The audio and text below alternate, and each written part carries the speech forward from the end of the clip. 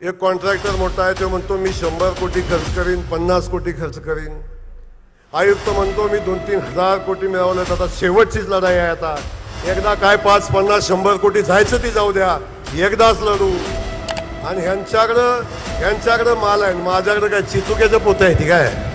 देवाला साखरं घातलं, कोण म्हणलं 10 नारळ बांधीन, कोण म्हणलं 21 बांधीन, कोण म्हणलं कोंबडं कापीन, कोण म्हणलं 4 कापीन, कोण म्हणलं 5 कापीन. पण सगळ्यांनी देवाकडं साखरं घातलं आणि देवाला विनंती केली आमच्या भाऊला वाचव. जोपर्यंत या मान खटावच्या मातीतली इंच माती पाण्याखाली येत नाही तोपर्यंत देवानं यमाला आदेश दिलाय जयकुमार गोरेचं तिकीट काढायचं नाही. आणि ज्या नदीत पडला आणि त्या नदीच्या बाजूला रामराजेची स्मशानभूमी होती बघा. सगळ्याची उंची मला माहिती आहे, सगळ्याच्या शर्टाचं कुठलं बटन मला माहिती आहे, सगळ्याच्या पॅन्टीचं बटन मला माहिती आहे. काळजी नका करू, सगळ्यांचं माप मला माहिती आहे. या कार्यक्रमासाठी उपस्थित असलेले आणि ज्यांनी मनापासून आपल्या भावना या ठिकाणी व्यक्त केल्या, पाण्याचा संघर्ष त्यांनी सांगितला आणि पाण्याचा संघर्ष सांगत असताना पाण्यासाठी उभी केलेली लढाई ही त्यांनी आपल्या भाषणामध्ये सांगितली. आणि त्यांनी या भागाच्या पाणी प्रश्नासाठी प्रचंड मोठा संघर्ष केला. ते सन्माननीय डॉक्टर दिलीपराव येळगावकर साहेब या ठिकाणी स्टेजवर उपस्थित असलेल्या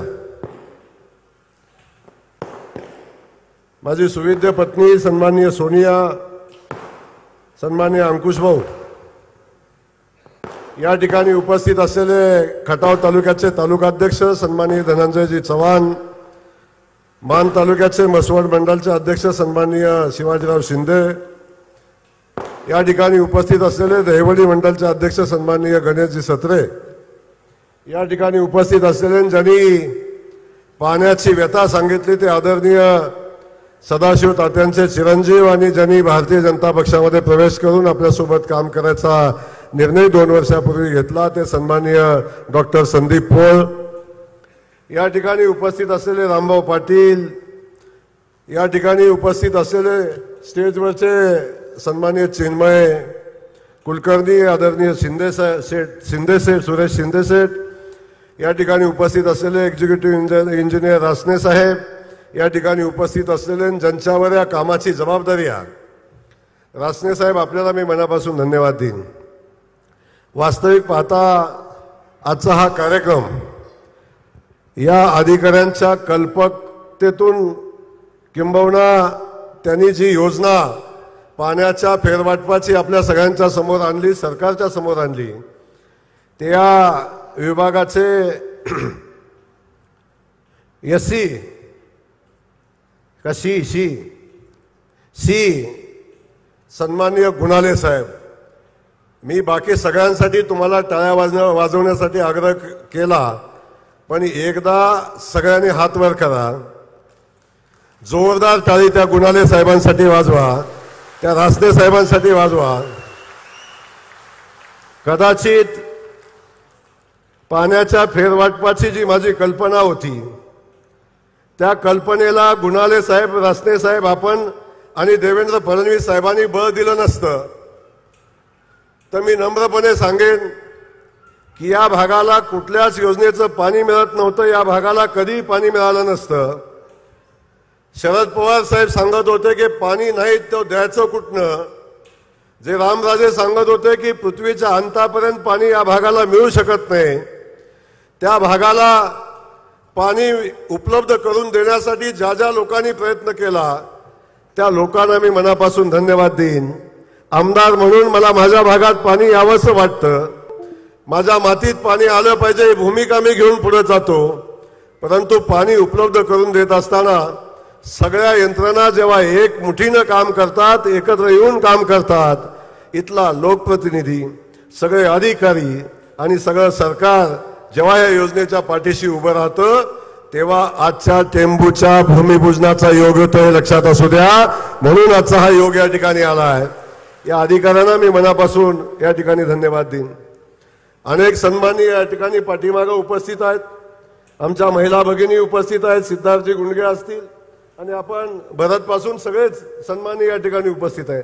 सगळ्याची क्षमा मागेन, पण दीपकराव तुमच्या सगळ्या संघर्ष समितीचं नाव या ठिकाणी घेतल्याशिवाय आजचा कार्यक्रम पुढे जाणारच नाही। आपल्याला मनापासून धन्यवाद, आपल्या प्रयत्नांना मनापासून धन्यवाद, आपल्या संघर्ष समितीला मनापासून धन्यवाद। आपल्या सगळ्यांना आठवत असेल, मला वाटते 5 वर्षापूर्वीचा कालखंड आहे।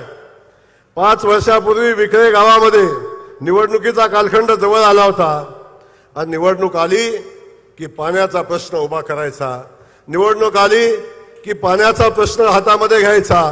अनेक लोकांना फक्त काडी लावायची आणि बघत बसायचं, शेकत राहायचं आणि या पाण्याच्या प्रश्नावर निवडणूक लढवण्याचा संकल्प करणारी ही मंडळी जेव्हा आपण पाण्याचा संघर्ष उभा केला आणि विक्र्यामध्ये पाणी परिषद झाली होती, मला आठवतं, आणि त्या विक्र्याच्या पाणी परिषदेमध्ये सगळ्यांची भाषणं झाली, सगळ्यांचं बोलून झालं आणि सगळ्यात शेवटी मी आपल्या सगळ्यांच्या समोर बोलायला उभा राहिलो होतो। आणि त्यावेळी मी आपल्या सगळ्यांना शब्द दिला होता की या पाण्याचा फेरवाटप करण्याचा निर्णय या राज्याचे तत्कालीन मुख्यमंत्री देवेंद्र फडणवीस साहेबांनी घेतलेला आहे आणि या पाण्याचं फेरवाटप करून या भागाला पाणी उपलब्ध करून देण्याचा शब्द आदरणीय देवेंद्र फडणवीस साहेबांनी दिलेला आहे आणि त्या शब्दाची पूर्ती केल्याशिवाय येणारी पुढची विधानसभेची निवडणूक मी लढणार नाही, अशा पद्धतीचा शब्द मी माझ्या खटावच्या जनतेला दिला होता, मान खटावच्या जनतेला दिला होता।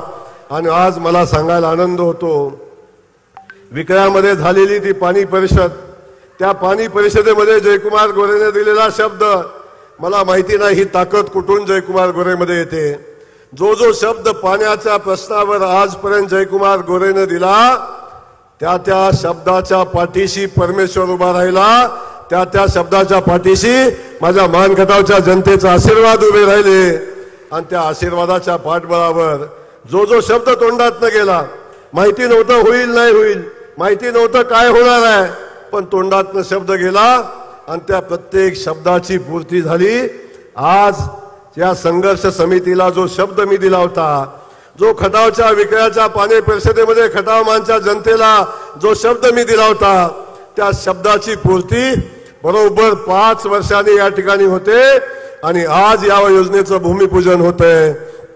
म्हणून आलेल्या सगळ्या सन्मान्यांचं मनापासून स्वागत करत असताना आपण आज या पाणी पूजनाच्या निमित्तानं एवढ्या मोठ्या संख्येने या ठिकाणी आलाय, मला आपल्याला सगळ्यांना मनापासून धन्यवाद द्यायचे, आपल्या पत्रकार बंधूंनाही मला मनापासून धन्यवाद द्यायचे।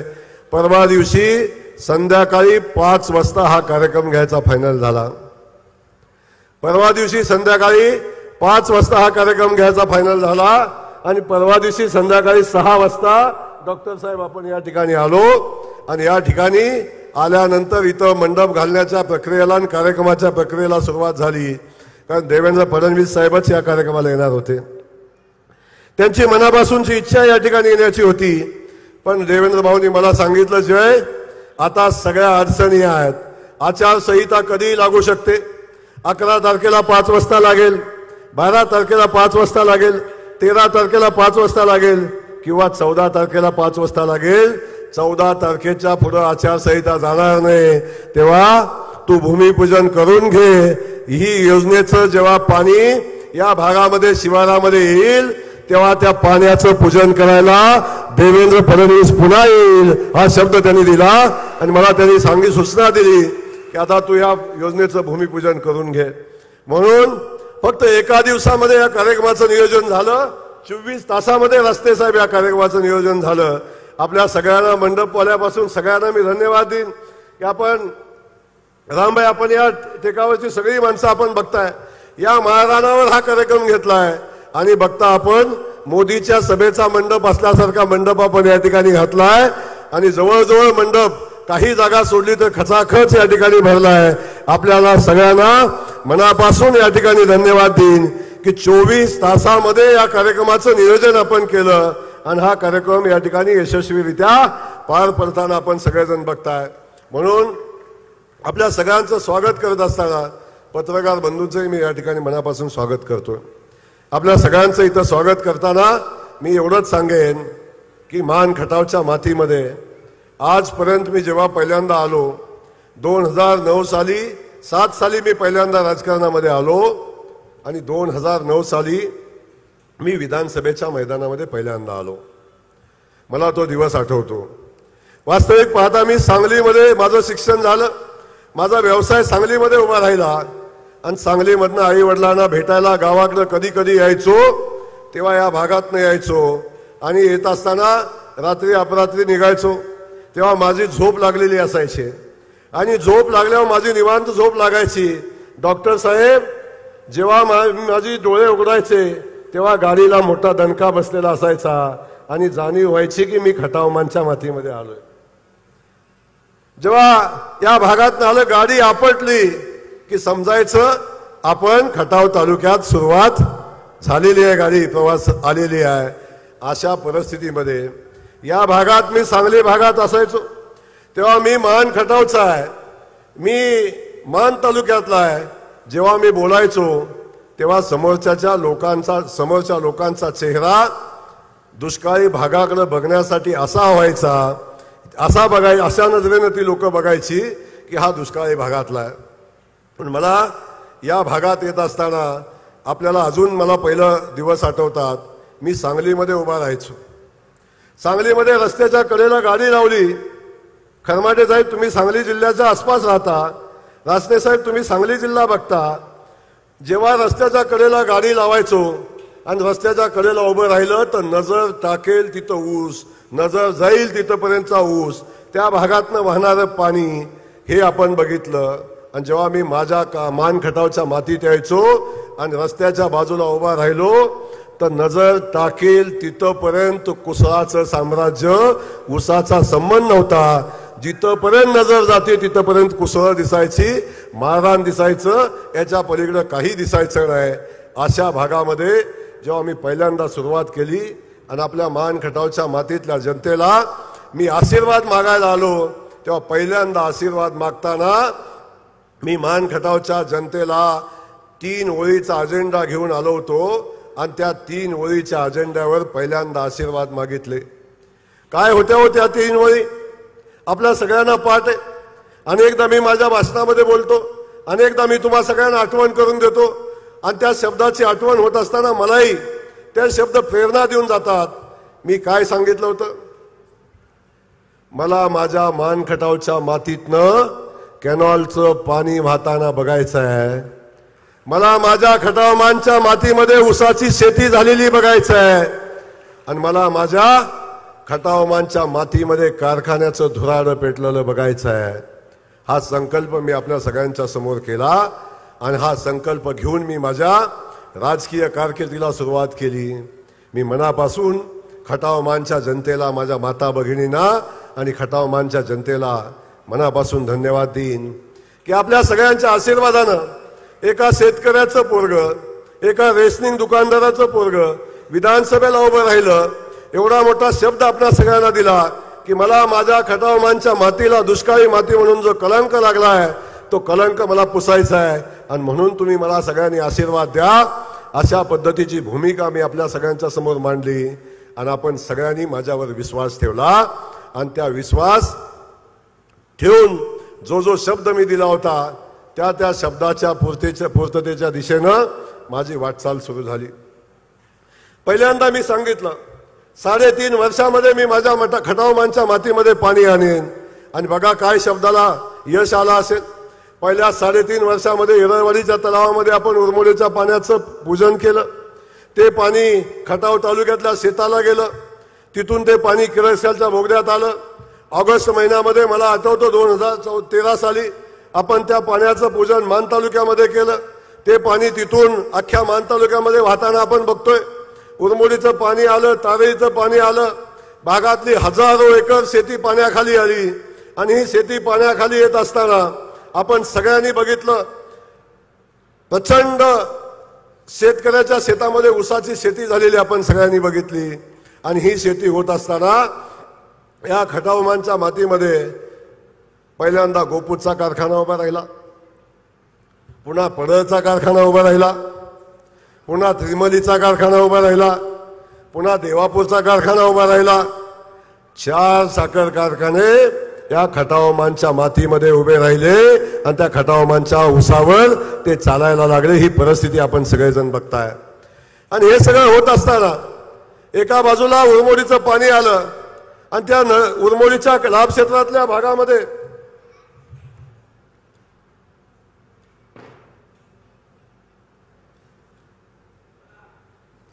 उरमोडीच्या लाभ क्षेत्राच्या भागामध्ये जेव्हा कॅनॉलचं पाणी व्हायला लागलं, ऊसाची शेती व्हायला लागली, त्या भागाचा जो कायापालट आपण सगळ्यांनी बघितला.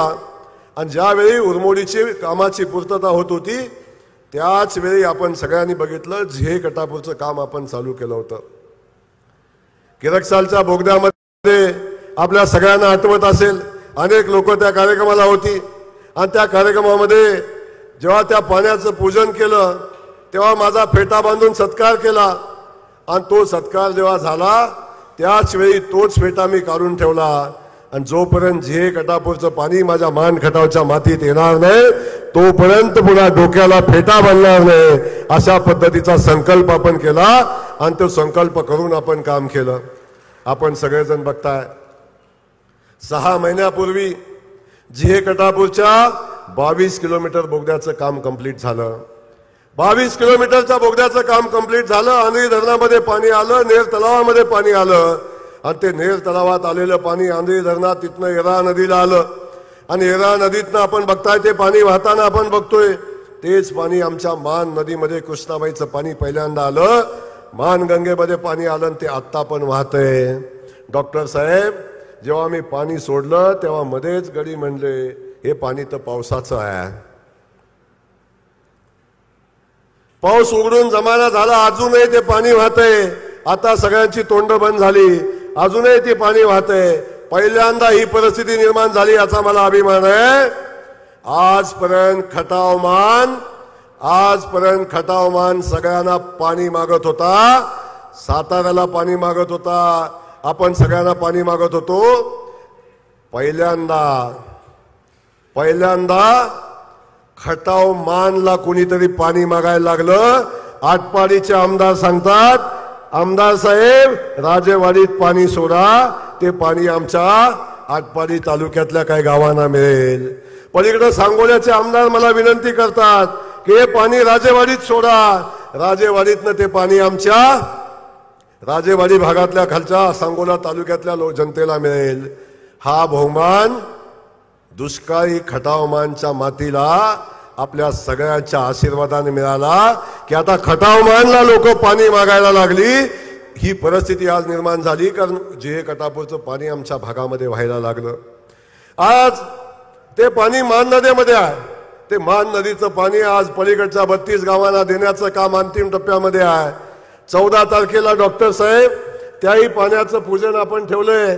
त्या जवळजवळ 16 गावांना पाणी जातं. पुढच्या 5-7 दिवसात ते पाणी बाकीच्या 16 गावांना जाईल.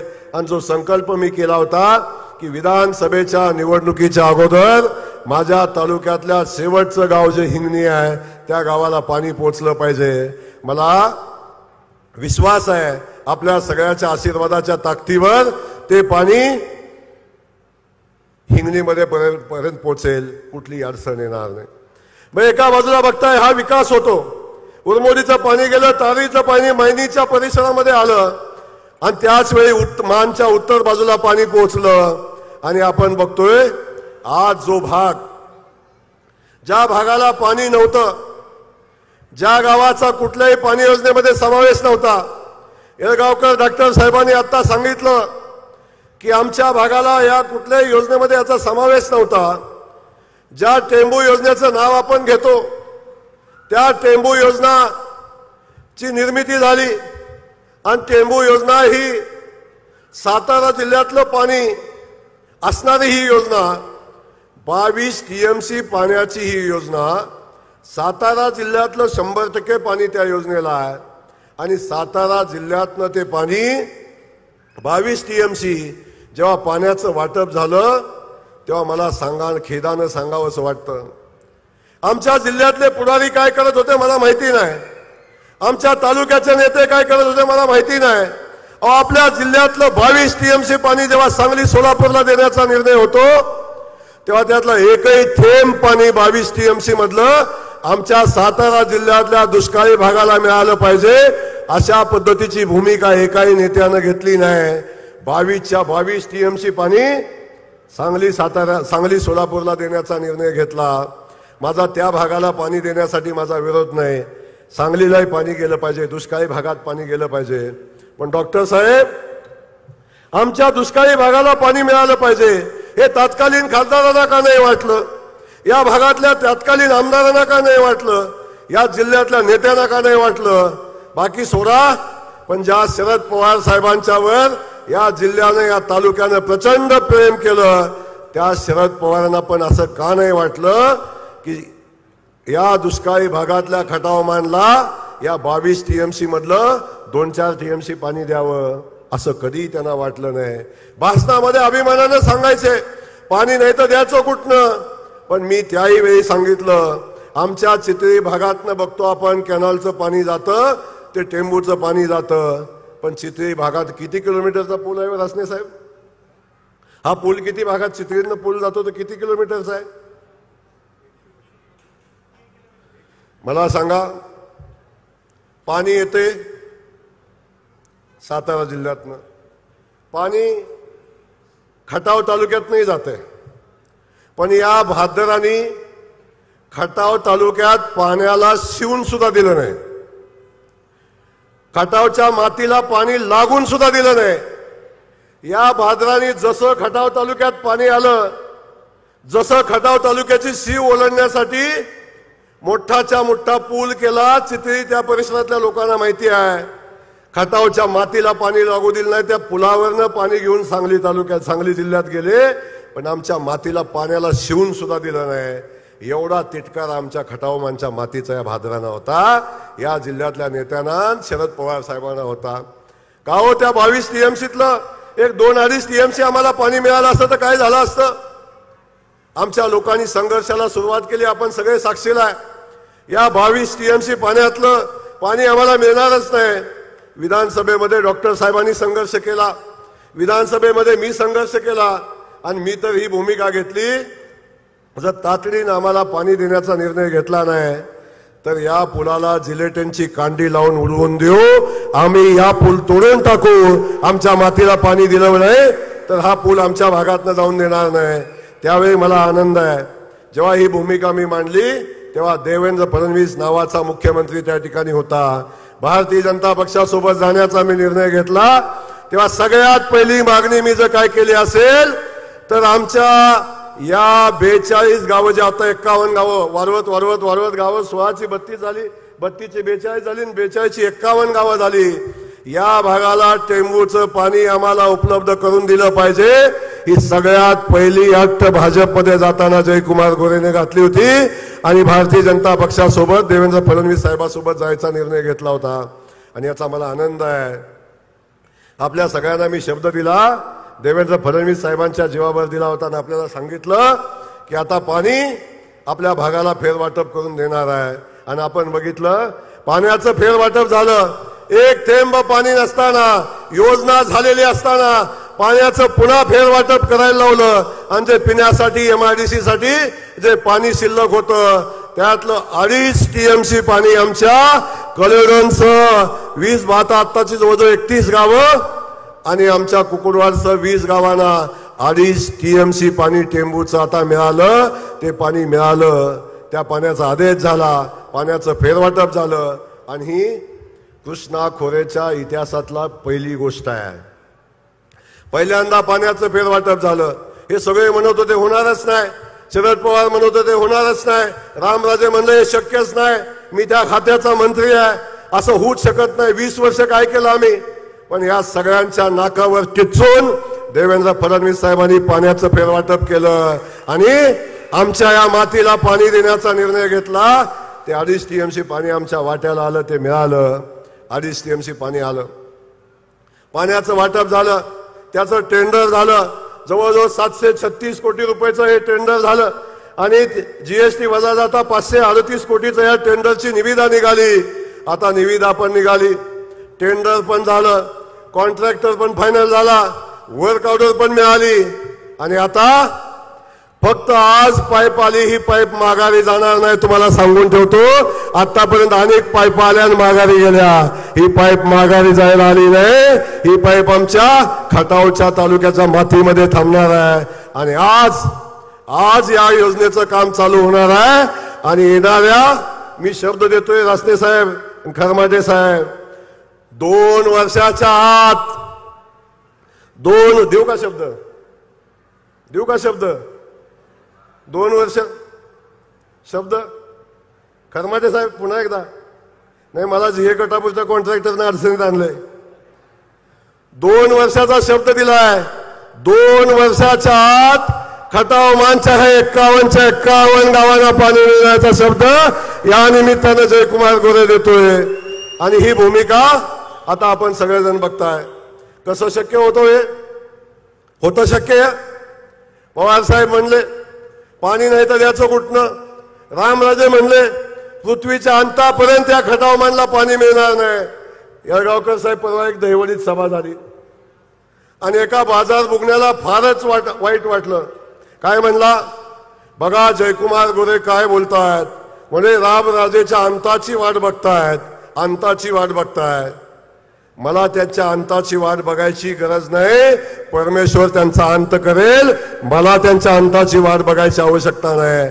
पण त्या रामराजेंना माझं सांगणं आहे, रामराजे साहेब, पृथ्वीच्या अंतापर्यंत जे पाणी तुम्ही येणार नाही म्हणला, जे पाणी पृथ्वीच्या अंतापर्यंत येणार नाही असं तुम्हीच म्हणला, ते पाणी पृथ्वीचा अंत तर झालाच नाही, पण तुमचा पण अंत झाला नाही. त्याच्या आत हे पाणी माझ्या मानखटावच्या मातीमध्ये आलं, हे मला त्यांना सांगायचंय. पवार साहेबांना माझा इथून सवाल आहे. पवार साहेब, तुम्ही या भागातल्या जनतेने एवढं प्रेम तुमच्यावर केलं आणि तुम्ही सांगितलं की पाणी नाही तर द्यायचं कुठनं. मग माझा सवाल आहे, पवार साहेब, पाणी नव्हतं तर आता आलं कुठनं? याही शब्दाचं उत्तर दिलं पाहिजे का नाही? पाणी देण्यासाठी इच्छाशक्ती लागते. पाणी देण्यासाठी या लोकांच्यावर, मातीवर मनापासूनचं प्रेम लागतं. या जनतेवर मनापासूनचं प्रेम लागतं. ते प्रेम पवार साहेब आपण कधी केलं नाही. तुम्ही फक्त या लोकांच्या मतावर प्रेम केलं, या जनतेच्या मतावर प्रेम केलं आणि या जनतेच्या मताचा वापर तुम्ही केला आणि राज्य करण्याचा प्रयत्न केला. आजपर्यंत खटाव मानला तुम्ही काय दिलं? माझा शब्द आहे राष्ट्रवादी काँग्रेस पक्षाला, शरद पवारांच्या राष्ट्रवादी काँग्रेस पक्षाला माझा सवाल आहे, एवढे दिवस ही जनता तुमच्या पाठीशी उभी राहिली, खटाव मानच्या जनतेसाठी काय केलं? परवा एक आला, रिटायर्ड अधिकारी या भागात फिरतोय, तो आला म्हणे हे पवार साहेबांनी मागच मंजूर केलेला आहे. तो तर म्हणला मी कमिशनर असतानाच मंजूर केले. रासने साहेब, पाण्याच्या फेरवाटपाचा निर्णय 19 साली झाला, पाण्याचं फेरवाटप 22 साली झालं आणि हा कमिशनर रिटायर झालाय 17 साली. आता कमिशनर असताना कसं केलं मला सांगा? अरे किमान माणसांना येडं बनवायचं, पण किती बनवायचं याला तर काय मर्यादा? रिटायरमेंट 17 साली झाली आणि म्हणे मी कमिशनर असताना ह्याचा सगळं प्लॅन तयार केला होता. अशा पद्धतीची भूमिका घेऊन दिशाभूल करायची. कधी तर म्हणायचं पवार साहेबांनी आधीच केलं होतं. मग पवार साहेबांनी आधीच केलं होतं तर मग जयकुमार गोरेला कशासाठी यायला लागले सगळ्या ह्याच्यात? कशाला मला घाम आला असता सांगा बरं? एवढा याने आधीच केलं असतं तर एवढं घाम असतं मला कशाला सांगायला लागलं असतं तुम्हाला? जर आधीच या सगळ्या गोष्टी केल्या असत्या. आता जयकुमार गोरेचा प्रचंड राग आहे असणे. एवढा टोचतोय जयकुमार गोरे की रात्री झोप सुद्धा येईना. झोपत पण गडी चावळतात. रामराजे तर एवढा चावळतोय काय सांगू तुम्हाला. बायको सुद्धा हलवून सांगते जयकुमार गोरे नाही मी आहे इथं.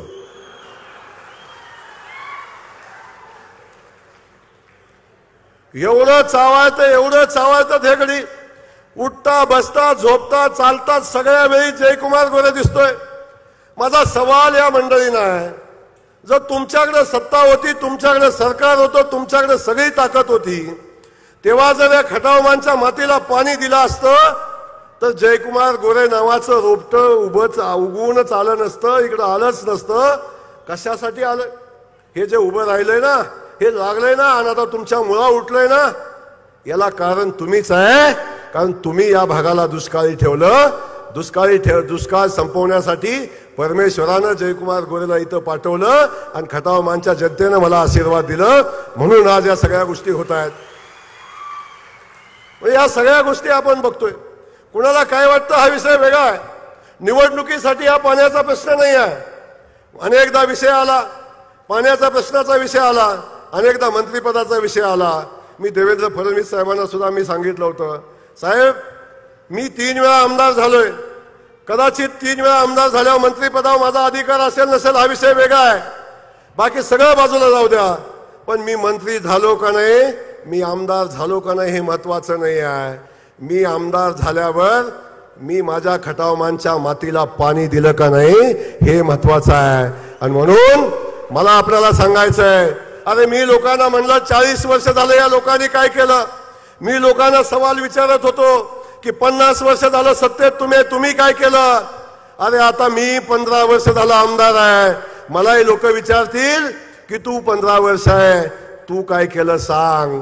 हाच प्रश्न कधीतरी जनता मला विचारेल आणि याची जाणीव मला होती. म्हणून आज हा जयकुमार गोरे ताट मानेनं इथं उभा आहे, छाती काढून इथं उभा आहे. समोर बसलेल्या माणसानं किंबहुना माझ्या विरोधकांनी जरी मला प्रश्न विचारला, जयकुमार गोरे तुम्हाला खटावमानच्या जनतेनं 3 वेळा आमदार केलं, तुम्ही खटावमानच्या मातीसाठी काय केलं, ती सांगण्याची धमक आणि ती सामन्याची ताकद या जयकुमार गोरेमध्ये आहे. फक्त जयकुमार गोरेमध्ये नाही आहे, जयकुमार गोरेमध्ये नाही आहे, समोर बसलेल्या माझ्या प्रत्येक कार्यकर्त्यामध्ये ती ताकद आहे. छाती भरून कार्यकर्ता सांगतो, आमच्या जयकुमार गोरेनं काय केलंय, आमच्या आमदारांनी काय केलंय. प्रत्येक वेळी नवा संकल्प केला, प्रत्येक वेळी नवीन उद्दिष्ट ठेवलं. आता उद्दिष्ट ठेवलंय 2 वर्षात या भागाला पाणी द्यायचंय. आता एकच पाणी योजना राहिली. काल आम्ही नवीन एका सुप्रमा आणली रस्ते साहेब, शक्य नव्हतं. खरमाटे साहेब तुम्हालाही पटत नव्हतं, अधिकाऱ्यांना पटत नव्हतं. अशी कशी होईल सुप्रमा, एवढ्या फास्ट कशी होईल सुप्रमा. पण जे कधी होत नाही ते करून दाखवणारा जयकुमार गोरे देवेंद्र फडणवीस साहेब असतो, लक्षात असू द्या. हे पाणी येणार नव्हतं, ते पाणी आणून दाखवलं, पाणी मिळवून दाखवलं. आणि काल 39 गावांना पाणी देणाऱ्या जे कटापूरच्या 850 कोटी रुपयाच्या योजनेला नवी सुप्रमा दिली आणि ती योजना मंजूर झाली. डॉक्टर साहेब आता फक्त एकच योजना राहिली, आता फक्त एकच योजना राहिली आहे. खटावमानच्या मातीचा दुष्काळ पुसणारी एकच योजना आता राहिली. आता आमची जी कटापूरची नवीन सुप्रमाची योजना सुद्धा आम्ही 2.5 वर्षात पूर्ण करू. त्याचं टेंडर जमलं तर उद्याच जाहीर करतोय, माहिती नाही काय होते. आचारसंहिता नाही लागली तर सोमवारी त्याचं टेंडर आम्ही काढू आणि ती योजना पूर्ण होईल. आणि जेव्हा ह्या सगळ्या योजना पूर्ण होतील, ह्या सगळ्या योजनेचं काम पूर्ण व्हायला फक्त 3 वर्ष लागतील, तेव्हा एकच योजना माझ्या खटावच्या मातीतली शिल्लक आहे आणि ती म्हणजे औंस 21 गावांची पाणी योजना. एवढी एकच योजना शिल्लक आहे आणि सांगायला मला अभिमान होतो, त्या 21 गावांना सुद्धा लागणाऱ्या 1.25 TMC पाण्याची व्यवस्था आपण केलेली आहे. त्याला SLTC ची मान्यता मिळालेली आहे, त्याला MWRRA ची मान्यता मिळालेली आहे. आता एकच क्वेरी राहिली की ही योजना 100% नवी आहे. टेंबूच्या योजनेचा 6वा टप्पा आपण केला, GA कटापूरच्या योजनेचे वेगवेगळे टप्पे आपण केले, परंतु जी औंधला पाणी योजना आपण देतोय, औंधला पाणी देतोय, ती योजना कंप्लीट नवीन आहे, नवीन योजना आहे. तेव्हा नवीन योजनाला राज्यपालाची मान्यता घ्यायला लागते. अशा पद्धतीची एकमेव क्वेरी निघाली आणि आम्ही ती योजनेची मान्यता राज्यपालाकडे पाठवलेली आहे. येणाऱ्या 8-10 दिवसामध्ये राज्यपाल त्याला मंजुरी देतील आणि औंधच्या सुद्धा योजनेचा सुधारित प्रशासकीय मान्यता मिळण्याचा मार्ग मोकळा होईल आणि त्या गावांना पाणी योजना होईल. आणि मला सांगायला आनंद होतो, या आता सांगितलेल्या सगळ्या योजना डॉक्टर साहेब ज्या दिवशी पूर्ण होतील, मी तुम्हा सगळ्यांना ठासून सांगतोय, पाणी प्रश्नावरची जयकुमार गोरेचा शब्द आहे आज. पाणी प्रश्नावरची मान खटावच्या इतिहासातली पाणी प्रश्नावरची ही शेवटची निवडणूक आहे. पुन्हा पाणी देतो म्हणून कधी मत मागणार नाही जयकुमार गोरे. पाणी प्रश्नावरची शेवटची निवडणूक आहे. 3 वर्षामध्ये या खटावमानच्या मातीतले सगळे पाण्याचे योजना पूर्ण होतील आणि 3.5 वर्षामध्ये पुन्हा पाणी हा विषय या खटावमानच्या मातीमध्ये राहणार नाही. हा शब्द जयकुमार गोरे या निमित्तानं आपल्या खटावमानच्या जनतेला देतोय. किती दिवस सांगणार पाणी आणतो मला मत द्या, किती दिवस सांगणार पाणी आणतो मला मत द्या. आता सांगेन पाणी आणले, आता पाण्याचं सगळं काम केलंय. आता या तालुक्याला MIDC देण्यासाठी मतदान करा, या तालुक्याच्या युवकांच्या हाताला काम देण्यासाठी मतदान करा. आता खटावमान मध्ये शैक्षणिक संस्था उभ्या करायला लागतील. या खटावमानच्या मातीला MIDC द्यायला लागेल.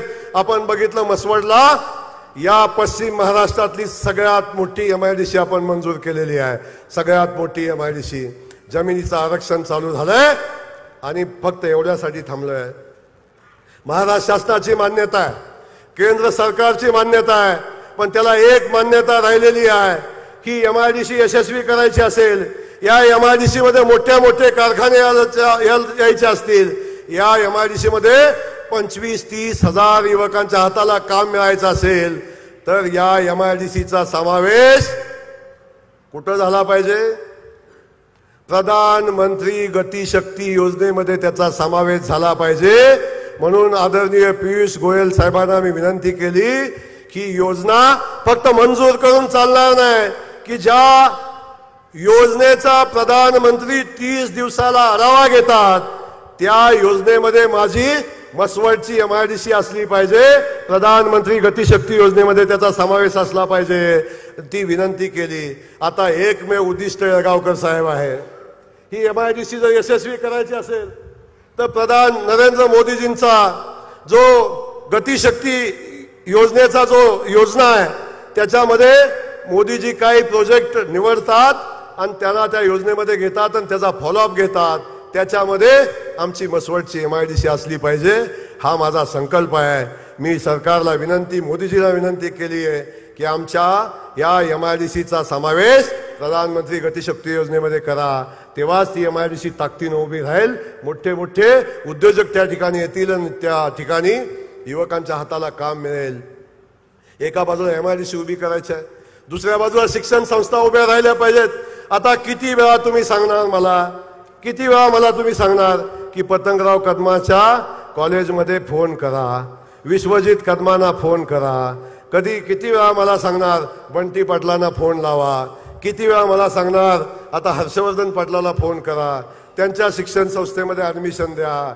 अरे एकदा तरी माझ्या कार्यकर्त्याला सन्मानानं म्हणलं पाहिजे की तुमच्या आमदाराला सांगा आम्हाला ॲडमिशन द्या. ही परिस्थिती आपल्याला निर्माण करायला लागेल.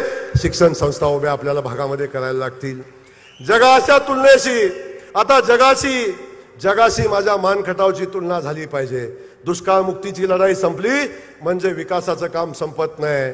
आता आम्हाला इथून पुढे जगाशी तुलना करायला लागेल. मी तुम्हा मानखटाववासियांना शब्द दिला होता, तुम्हा मानखटाववासियांना शब्द दिला होता, जो माता भगिनींना शब्द दिला होता, जोपर्यंत बारामतीच्या मुलीचा बाप, आठवते का तुम्हाला काय? जोपर्यंत बारामतीच्या मुलीचा बाप मुलीला स्थळ शोधायला विकळ्यात येत नाही तोपर्यंत माझं काम संपणार नाही. आता बारामतीच्या मुलीचा बाप सुद्धा विकळ्यात येईल, कारण बारामतीच्या शेतकऱ्याला जमीन 2 एकर आहे, 3 एकर आहे आणि बँकेच्या कॉलम मध्ये जागाच शिल्लक नाही, जागाच शिल्लक नाही. पण माझ्या खटावमानच्या मातीतला स्वाभिमानी शेतकरी आहे. जमीन 3 एकरापासून 5 एकरापासून 25-30 एकरापर्यंत जमीन आहे आणि कर्जाचा कॉलम मात्र कोरा खटखटीत आहे. कारण आमचा मानखटावचा माणूस स्वाभिमानी आहे, सन्मानी आहे. तो मार्चला नवजुनं करतो. जर मार्च महिन्यात कर्जाचं नवजुनं झालं नाही तर खटाव मानच्या माणसाला कधी झोप लागत नाही. आता बारामतीत शिल्लकच राहिलं नाही कर्जाच्या कॉलम मध्ये लिहायचं. थकीत झालेल्या लोकांना आता आमच्या भागात मुली देण्याशिवाय पर्याय राहणार नाही. आता ही लोक शोधत येतील आहे का स्थळ आमच्याकडं तुमच्याकडं. ही परिस्थिती बदलून दाखवण्याचा संकल्प आपण केलाय. म्हणून मी तुम्हाला सांगतो, काळजी करू नका. निवडणूक आली म्हणून हा समारंभ नाही आहे. निवडणूक आली म्हणून वर्कआउट झालेली नाही आहे. माझ्या मान खटावच्या मातीला पाणी देत असताना अशा अनेक निवडणुका कुर्बान करू, अशा अनेक आमदारक्या कुर्बान करू, पण माझ्या मान खटावच्या मातीचा दुष्काळी माती हा कलंक जो आमच्या माथ्यावर लागलाय तो पुसला पाहिजे. हे आमच्या दृष्टीने महत्वाचं आहे. म्हणून ही जयकुमार गोरेनं उभी केलेली लढाई आहे ती दुष्काळ मुक्तीच्या अंतिम टप्प्यात गेलेली आहे. आता इथून पुढे विकासाची स्पर्धा आहे. इथून पुढे आमच्या विकसित भागाशी आम्ही स्पर्धा करू आणि आमचा एक खटाव मान आता विकसित झाला अशा पद्धतीचं छाती भरवून आम्ही सांगू असा संकल्प करून आपण सगळेजण मिळून भविष्यामध्ये काम करणार आहोत. येणाऱ्या निवडणुका आपण बघितल्या. आता अनेक गडी निवडणूक आली की येतात. पावसामध्ये जशा छत्र्या येतात, जसा भाद्रपद महिना येतो तसं निवडणूक आली की गडी येतात. आपण सगळ्यांनी बघितलेलं आहे. निवडणूक आली की हे सगळं गडी फिरायला लागलं. आमचं ठरलंय म्हणायला लागलं. आज त्यांच्यावर बोलावं असं काहीच नाही माझ्याकडं. माझं म्हणणं आहे तुमचं लवकर ठरवा. तुमचं लवकर ठरवा. तुम्ही नवरदेव आहे का नवरी आहे ते पण ठरवा. काहीच ठरलं नाही यांचं. ठरलंय पाहिजे ना सगळ्यांचं. उमेदवार कोण आहे ते ठरवा, पण अजून काहीच ठरत नाही. अनेक कधी म्हणतात आता आम्ही एकत्र येतोय आणि आम्ही एकत्र आल्यावर जयकुमार गोरेचा पराभव करू. मला त्यांना सांगायचंय जयकुमार गोरेचा पराभव असे किती नेते एकत्र आले तरी करू शकत नाहीत. जोपर्यंत खटाव मानची जनता जयकुमार गोरे सोबत आहे तोपर्यंत माझा पराभव करण्याची क्षमता यांच्यामध्ये नाही आहे. डॉक्टर साहेब मगाशी आपण खूप नम्रपणे बोललात. आपल्याला मी मनापासून धन्यवाद देईन. डॉक्टर साहेबांनी पाण्यासाठी संघर्ष केला. डॉक्टर साहेबांनी पाण्यासाठी अनेक आंदोलन केली. डॉक्टर साहेब आपण आंदोलन करत असताना उरमोडीची केली, झे गटापूरचं केलं, टेंबूचं पाणी मिळालं नाही म्हणून केलं. पण मी आपल्याला मनापासून सांगेन टेंबूचं तर काहीच नव्हतं. काहीच नव्हतं. ही योजनाच अस्तित्वात नव्हती. डॉक्टर साहेबांच्या योजना अस्तित्वात नव्हती. ही योजना आणली, ही तयार झाली, पाणी आलंही आणि काम चालू झालंही. असं सगळं घडतंय. पण आपल्याला मनापासून मी सांगेन ही सगळी मंडळी आली. डॉक्टर साहेब पण त्यांच्याकडे होते, त्यांच्यासोबत होते. आणि ज्यांनी ज्यांनी त्याला बघितलं ना डॉक्टर साहेब, ज्यांनी ज्यांनी त्याला बघितला, आता अख्खा तालुक्यातलं सगळं आमचं ठरलंय. ती गडी म्हणतात फक्त लोधावड्याचा गडी नको. काय म्हणतात? फक्त लोधावड्याचा गडी नको. इथला तर काय सवालच नाही. ही कुणाचा आहे ती कळतच नाही.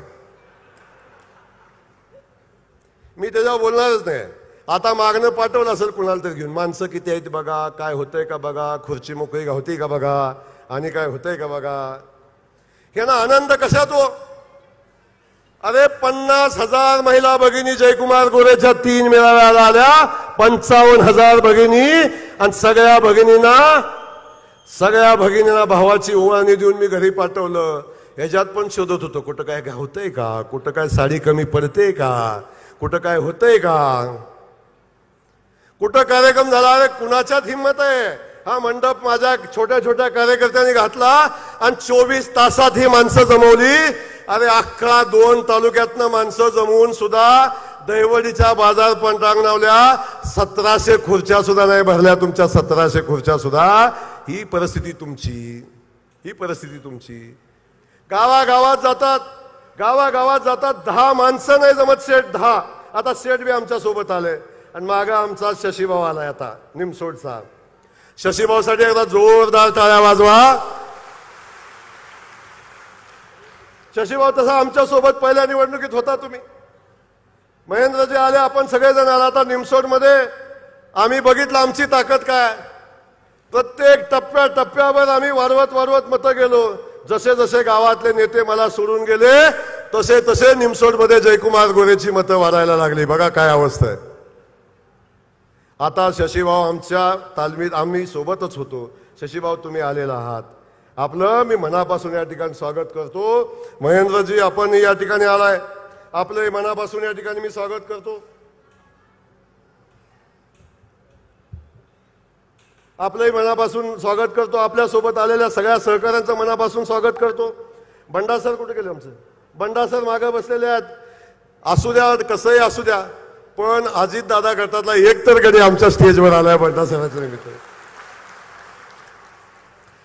जगात आघाडी कशी होऊ द्या, पण आमच्याकडे आघाडी सहज होणार नाही. कशी नका करू, काही फरक पडत नाही, काही फरक पडत नाही. आपण सगळी तयारी नाही.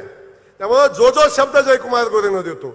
परवा आम्ही निवडणूक खासदारकीची लागली, येरळवाडी तलावामध्ये आमचं रामभाऊ पाटील बसलं, आमचं इथं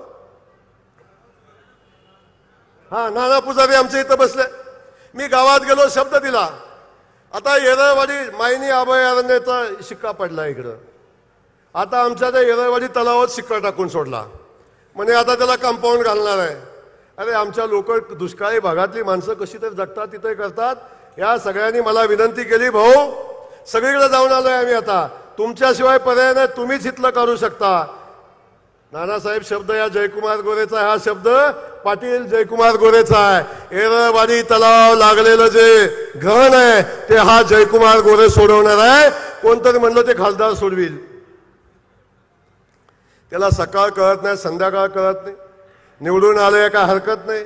अनेकांना संधी मिळाली, संधीचं सोनं आम्ही स्वागत करतो त्यांचं. जयकुमार गोरे हा जिंकलं तरी आणि हरला तरी कधी उठला नाही मातला नाही, कधी उठला नाही मातला नाही. पण जसं निवडून आले तसा संकल्प केलाय, म्हणताय जयकुमार गोरेला पाडणार आहे. अरे जयकुमार गोरेला पाडायला खटाव मानची जनता ठरवेल, तुम्ही कोण? येतंय म्हणताय मी हे सोडवतो, मी ते सोडवतो. त्याला येरळवाडी माहित नाही, त्याला कशाचं आरक्षण आहे, फॉरेस्टचं आहे का कुणाचं माहिती नाही, आणि ते इथे येऊन सांगतात. पण काळजी करू नका, जो जो शब्द या जयकुमार गोरेनं दिलाय तो प्रत्येक शब्दाची पूर्ती जयकुमार गोरेनं केली. अरे इथंच नाही, जयकुमार गोरेला मान खटावमध्ये तर पाणी योजना पूर्ण केल्या डॉक्टर साहेब. पण माझ्या मतदारसंघाच्या आजूबाजूला ज्या ज्या मतदारसंघात पाणी पोचलं नाही त्या भागातली शिष्टमंडळ जयकुमार गोरेकडे येतात आणि मला विनंती करतात, भाऊ आमच्याही भागात पाणी आलं पाहिजे, असं काहीतरी करा. मोहित्यांची सुद्धा 22 गावं माझ्याकडे येतात. अरे शरद पवारांच्या बारामती मतदारसंघातली अजून जवळजवळ 28 गावांना आजही पाणी मिळालं नाही. नीरा देवघरचं पाणी बंद केलं तर तिथं पाणी जाणार नाही, पण 3 वर्षानं माझ्या मतदारसंघातल्या प्रत्येक गावात पाणी जाईल. हे काम जयकुमार गोरेनं उभं केलंय. पलीकडे बघितलं आपण, या घाटाच्या शामगावच्या घाटाच्या पलीकडे गेलं, शामगावला टेंबूचा उगम तिथं आहे. त्या शामगावला पाणी नव्हतं, रासने साहेब आपणच मदत केली. त्या शामगावला बाळासाहेब पाटलांनी सांगितलं, मी पाणी देऊ शकत नाही, इथं पाणी येऊ शकत नाही. अरे बाळासाहेबांना चॅलेंज दिलं, गावातली लोक उपोषणाला बसली. ह्या जयकुमार गोरेनं चॅलेंज स्वीकारलं आणि सांगितलं, विधानसभेच्या निवडणुकीच्या आधी शामगावला पाणी मंजूर करून आणणार. मी पुन्हा रासने साहेब, गुणाले साहेब तुम्हाला धन्यवाद देईन. या सगळ्या लोकांनी त्या शामगावसाठी पाणी मंजूर केलं आणि 8 दिवसापूर्वी त्या शामगावला पाणी आता देण्याचा निर्णय घेतला. असे अनेक निर्णय होताना आपण बघताय. म्हणून आपल्या सगळ्यांना माझी विनंती आहे, विधानसभेची निवडणूक डॉक्टर साहेब तुम्ही म्हणला आपण सोबत लढू, चिंता नाही डॉक्टर साहेब, लढायचीच आहे. पण निवडणूक लढायला पुढं कोणतरी पाहिजे का नाही? नवरदेवच ठरेना, नवरदेव ठरेना. वाजंत्री तयार आहे, स्टेज तयार आहे, सगळं तयार आहे, पण नवरदेवच ठरेना. केव्हा तरी वाजंत्रीच म्हणतील आता ह्यांचं जमना, आता आम्हीच नवरदेव होतो. अशी परिस्थिती तयार झालेली आहे. तर काळजी करू नका, ज्याला कुणाला मैदानात द्यायचं त्याला येऊ द्या, चिंता करू नका. आलेल्या प्रत्येकाची लढायची क्षमता जयकुमार गोरेची आहे. कोण काय म्हणतो, एक कॉन्ट्रॅक्टर मोठा आहे तो म्हणतो मी 100 कोटी खर्च करीन, 50 कोटी खर्च करीन. आयुक्त म्हणतो मी 2-3 हजार कोटी मिळवलेत. आता शेवटचीच लढाई आहे. आता एकदा काय 5, 50, 100 कोटी जायचं ती जाऊ द्या, एकदाच लढू. हे सगळं कधी सांगतोय. माझी कधी अडचण नाही, माझी कधी अडचण नाही. जयकुमार गोरे 24 तास किस्ताक लावून मैदानात तयार असतो. आणि ह्यांच्याकडं माल आहे, माझ्याकडे काय चितुक्याचं पोतं आहे. ठीक आहे,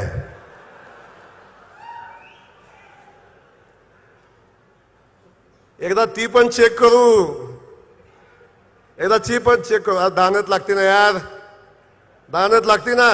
सख्या बहिणीला एक साडी देताना का हात हलतो. माझ्या 50-55 हजार बहिणी आल्या, एकाही बहिणीला नाही जाऊ दिले या भावानं.